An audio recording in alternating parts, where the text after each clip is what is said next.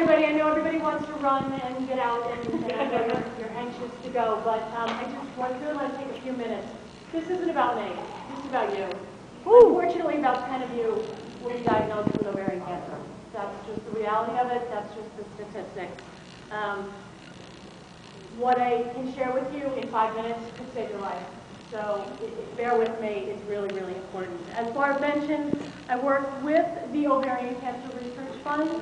I'm an ovarian cancer survivor, and about 5 years ago, no, now it's 7 years ago, I started feeling not well. I started gaining weight. I started feeling crampy and bloated. Sound familiar? Little indigestion and extreme fatigue. The kind of fatigue that I could not sleep away, the kind of fatigue that I could not vacation away, constant fatigue.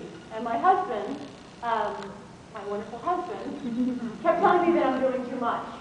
Sound familiar?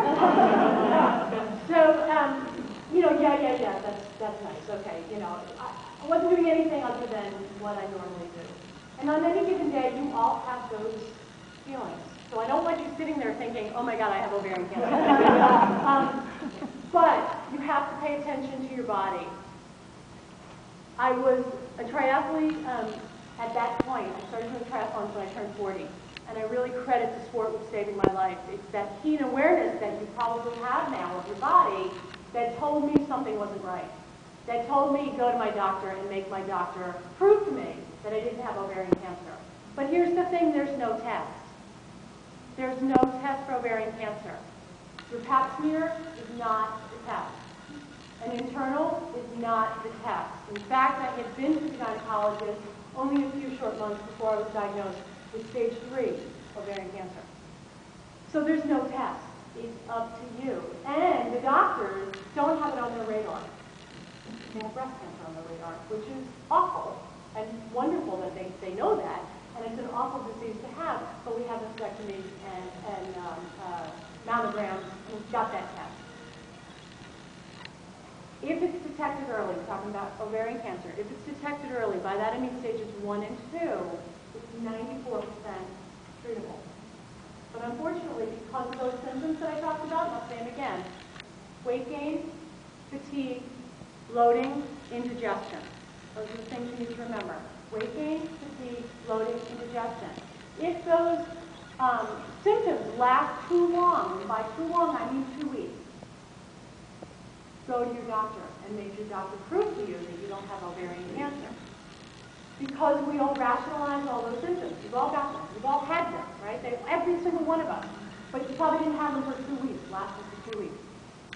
Because we tend to ignore those things or rationalize them or put them on the back burner and say, oh yeah, that's just my PMS, or that's just the off-season, or that's just this, that, the other thing. It goes on to stage 3 and very often stage 4.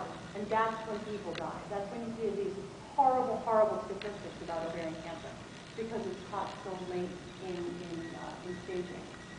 So if you know this about your body, if you're not feeling well, please, please, please, put this on your doctor's radar. Put this in your doctor's consciousness and tell them you want a transvaginal ultrasound.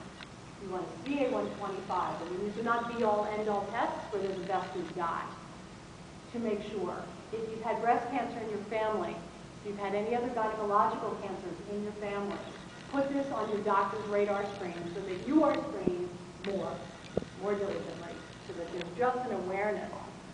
These are the things that can save your life. Like I said, it's 94% curable if it's caught early on.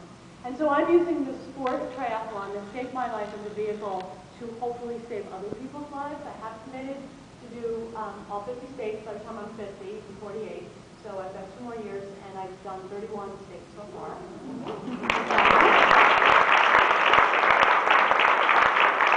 I did 15 this summer,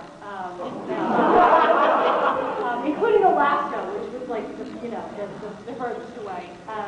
All with the love and support of my husband. The campaign is self-funded. I do not take any of the donations that I receive. Do not pay my way. Everything is self-funded. I work 4 jobs to be able to pay for all of it. But I'm alive to be able to do it, and it's my goal to be able to do this.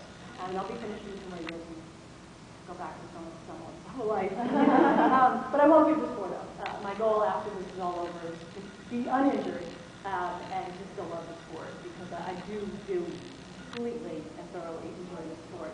What started out as a fundraiser, and I am taking donations. Yeah.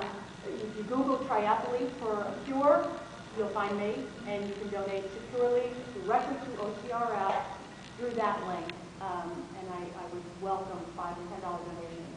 I think there's a perception in this economy that if I can't give you $25 or $50, it's not worth it. Nothing could be further from the truth. I love $5 donations. But what started out as a fundraiser has really turned into this grassroots opportunity to educate women one by one. So if you've learned something here today, or if some of your friends are not here now and they're up in the room, please share with them something that you've learned. Because we have an opportunity to affect, if there's 60 people in this room and you tell 5 friends, we've got an opportunity to really, hit a lot of women here.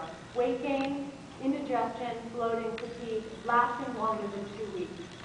That's what you need to know. Tell all your girlfriends, your mother, your sister, your daughters. This is all really important information, and hopefully it can save your life. I appreciate the opportunity to be here. Thank you, She Rocks. And have fun tomorrow. Yeah. Have a good time.